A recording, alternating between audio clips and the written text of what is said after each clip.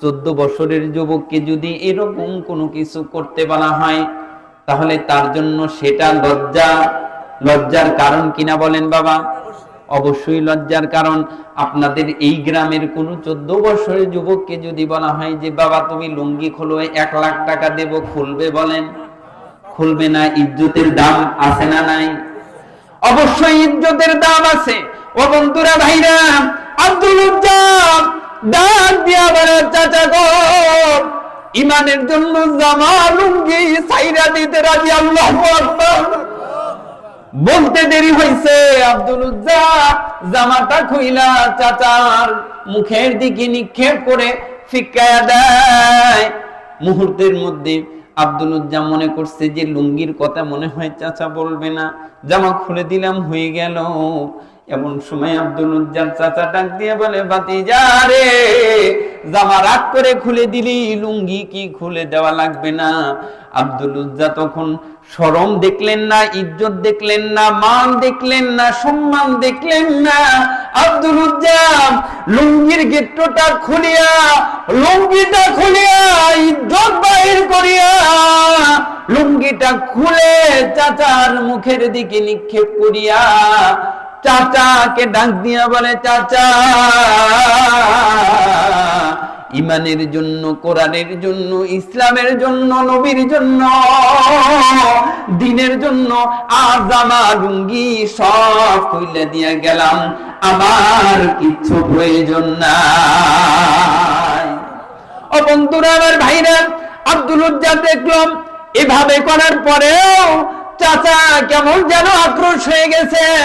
শেষ মুহূর্তে চাচা আসে আব্দুল উজ্জাবের একটা কিংবা দুইটা থাপ্পড় মারিয়া দেয়, যে যাবি যেহেতু তোরে 2টা মাইরা দেই।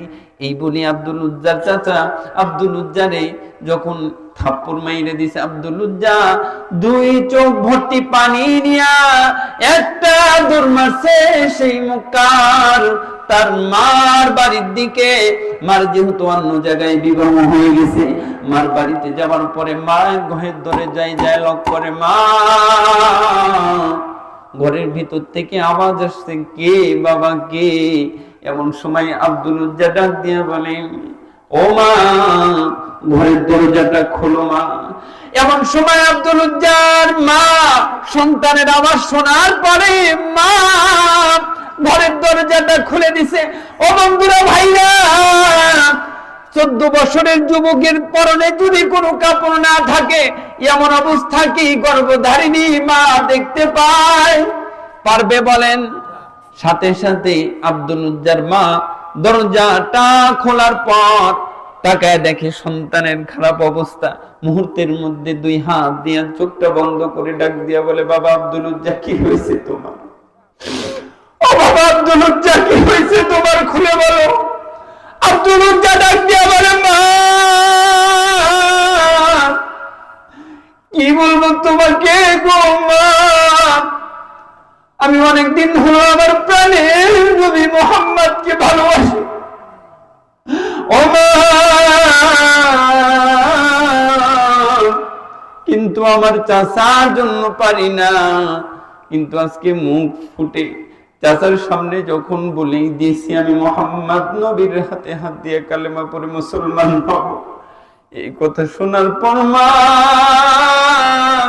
আমার চাচা আমার বাবার সম্পদ থেকে আমারে সরায় দিছে, আমার এই উট বকরি ভেড়া কিচ্ছু দেবে না।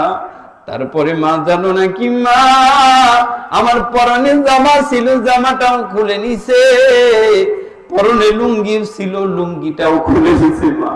ও মা, আমি জিদের চোটে নবীর জন্য, কালেমার জন্য, ইসলামের জন্য আমার পরনের লুঙ্গিটাও খুলে ওই ফিকা চাচার মুখের দিকে ফিকায়া আমি চলে আসছি তোমার দরবারে।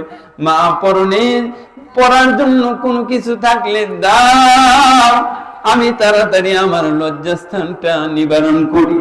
ঘরের মধ্যে থেকে মা তখন একটা সেরা কম্বল নিয়ে আসলো। যেহেতু গরিব মানুষ, সেরকম কাপড় চোপড় নাই। আব্দুল উজ্জার মা একটা কম্বল দিল, ওই কম্বলটার একটা পাট আব্দুল উজ্জা পরনে পড়লো। পরার পর দেখা যাইতেছে পরনে পাটটা পড়ছে, কিন্তু আব্দুল উজ্জার হাঁটুটা ঠিক মতে ঢাকতেছিল না। ও বন্ধুরা, আমার ভাইরা, আরেকটা পাট দিয়ে আব্দুল উজ্জা তার গায়ের উপর দিল।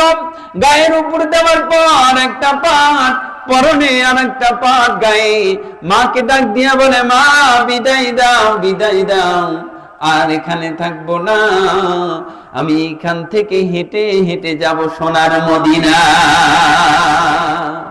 ও বন্ধুরা, আমার ভাইরা, এই 14 বছরের যুবক আব্দুল উজ্জা ইসলামের জন্য কত কষ্ট করতেছে দেখেন।